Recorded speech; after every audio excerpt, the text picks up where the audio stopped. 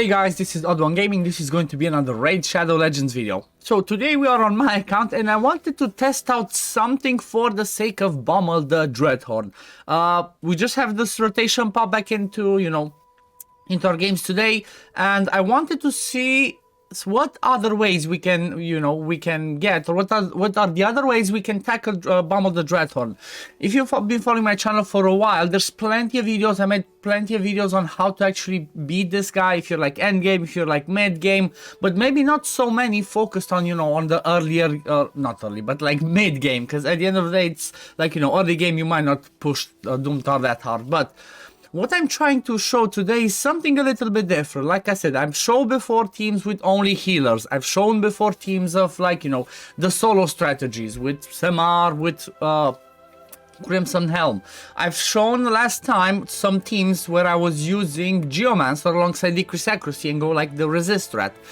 But there's one thing that I did not show yet on my channel, and maybe there's like plenty of other things that I will be showing this rotation, because you know what, it just started, but because it just started, I wanted to show something that I think is going to be really fun, that's going to work for the sake of normal, and maybe like for the sake of stage 10, maybe 50. Obviously you can scale up to the highest level, but this team specifically that I'm going to show, it's something that's, more catered towards like early mid-game people trying to beat Bommal the Dreadhorn.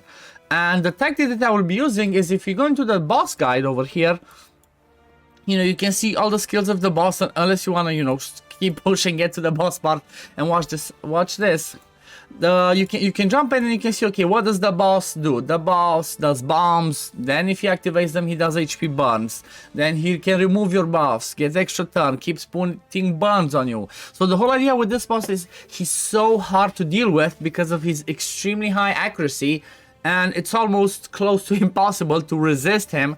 And his bombs that he does himself whenever he does the hits hit us like really strong, but at the same time he also has the dread bombs. Let me see, where are they? These baby things over there. Whenever they explode, they do a ton of damage. On the highest level, they do 40% of your max HP, which can be insane and can basically just one-shot you if you're not prepared for the sake of that.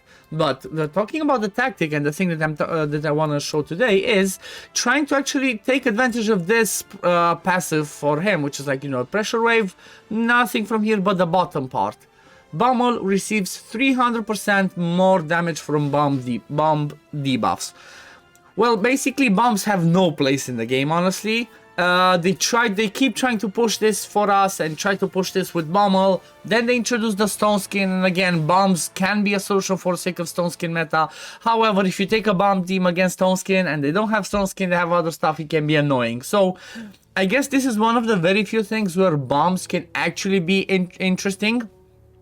I'm not gonna show one of those comps with like, full bomb team or like 3-4 bomb teams, everything explodes. I'm going to show something that's slightly relatable, maybe not the exact champions, but I'm gonna give you some other options. So basically the team that I was using is something like this. I'm gonna use Mighty Uko, Astrolith, Lord Shizar, Arbiter, and Master Butcher. These bottom three ones everybody should have if you're trying to tackle, let's say, at least stage 90 on normal, or if you're trying to tackle stage 10 on hard. You should have these three champions, because Uko was one of the previous fusions that was 2-3 months ago. Arbiter, you should be at that point, and then Master Butcher is rare.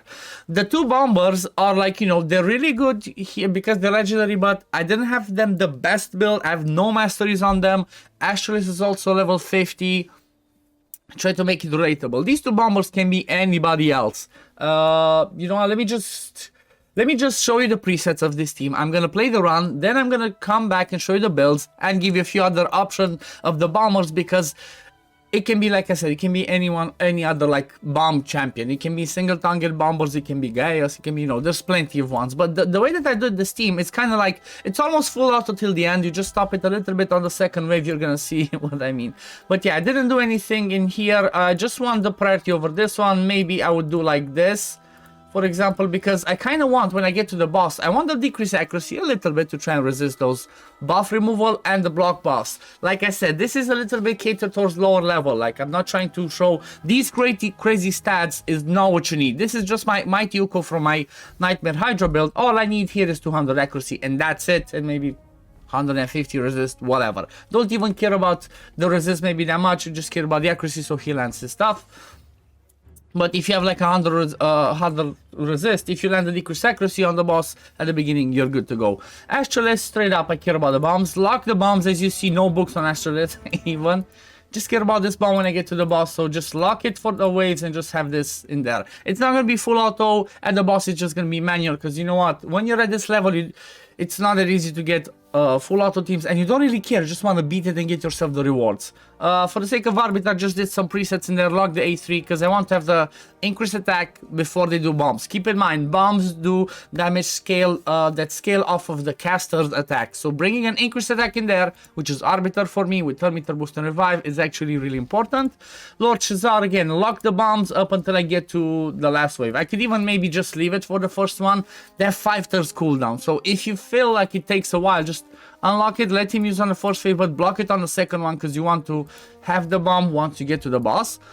And the Master Butcher is just in there, whatever, doesn't matter. He's the one, you know what, Master Butcher's the Vogoth alternative. If you have Vogoth, he's better because he heals you more every single time he gets hit. Master Butcher heals you once every time the first Dread Bomb explodes. So I want to show Master Butcher because he's a rare and he's easier to obtain instead of Vogoth. That's why I put him in this team. So what I'm gonna do is I'm gonna quickly show you my run. It's like a 6-minute run, but it's a 2x speed. So watch the run, then we're gonna come back and we're gonna talk about the result of it. So see you in a bit.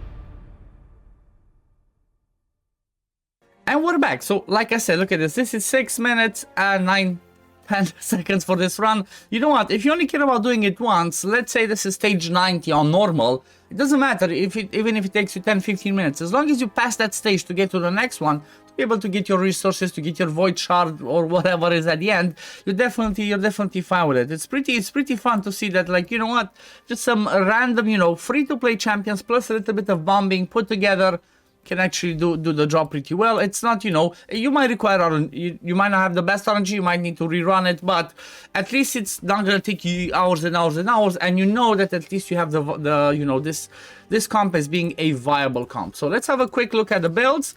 My arbiter is straight up in speed. Obviously, you don't care about having this crazy speed. Whatever speed you have on your arbiter is just fine. You're just gonna care about your speed and some survivability stats, and that's it. Maybe you wouldn't, you would like to not have the evil eye on your arbiter, because every time you third meter decrease the boss plants one of those red bombs. You don't want too many of them. You can you know, deal with them, but if you have too many, you're gonna die. Unless you have like so many other revivers and healers that you're doing better. But this comp doesn't really rely on that.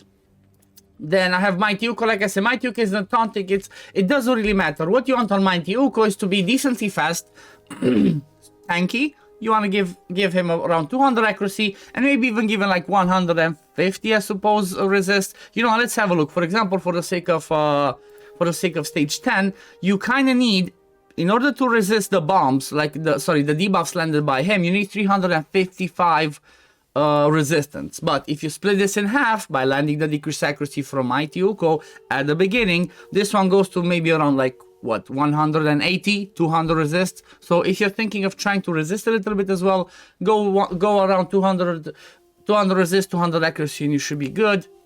And that's, you know, that should make it easier for you to do the stuff. Mighty Uko is booked for me. Like, obviously it helps to have this one booked, because you kind of need 100% if you want to land the decreased accuracy and block buffs.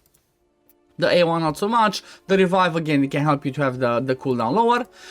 Lord Shizar, he is booked for me. This one's like a 5-turn cooldown. You kind of want this, if you're using him specifically, to be 100% to land those, you know.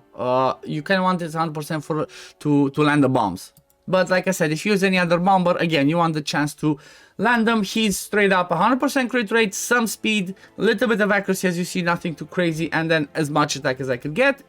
Master Butcher is in a Guardian and Immortal, because he's the one that will be soaking up the damage, part of the damage from the boss and from the dread bombs, and then he's gonna be healing, like I said, with this passive, like whenever ally, when attacked, heals all allies equal to the amount of damage taken. So basically you just want as much HP on him as possible. The thing is, this only works once against one dread bomb, unless he gets a turn, because it has a 1-turn cooldown, and at the same time does not work against bosses, which means when the boss hits you, he will not do that heal. But when the dread bomb explodes, the dread bomb does not count as a boss, so the heal happens. So that's why he's a good Vogoth alternative. And then we have Astrolith again with some attack stuff. Just I can't attack. Look, 162 speed. It's not the craziest builds, you know. Like I said, I wanted to make it relatable, so I just threw some random gear in there, 5-star, gave her attack, and that's about it. Doesn't have to be reaction. It's just that's the only attack amulet I had on her. Again, like I said, no masteries and no books. So I hope this is helpful for you guys. I hope this gives you like another option of dealing with what's it called, Bommal, the Dreadhorn, because I know he's one of the most difficult and possibly the most annoying of the Doomtar bosses, and people always get stuck on this guy. But you know what, there's some other options for bombers. Like I said, there's, if you go into the demon spawn, if you go in here, there's Soul Drinker that can do some bombs on the if he does his A3, or if he gets killed, every time he gets killed he drops some bombs. Then there's again one of the other previous fusions, this is Gaius the Gleeful. Again, another bomber in here that you might use. Who else? Like I cannot think of like all the other bombers, but oh yeah, there's another one. There's War Mother that just came into mind, that again does some good bombs. I think she has arguably the highest dealing damage bombs, because she also has that 100% increase damage against the bosses. So you know, doesn't matter just who you have, get 1-2 bombers in there, try and keep it, just bomb the boss if you don't have any other viable option, or if you cannot do enough damage with just normal hits, or if you don't have the Geomancer to do as a strat, just use bombs, guys. Use bombs, because this is one of the very few places in the game where bombs are actually viable. But yeah, if you do enjoy my content, guys, don't forget to like and subscribe, and I'm gonna see you all in the next one. Peace, love, take care everyone. Bye, guys.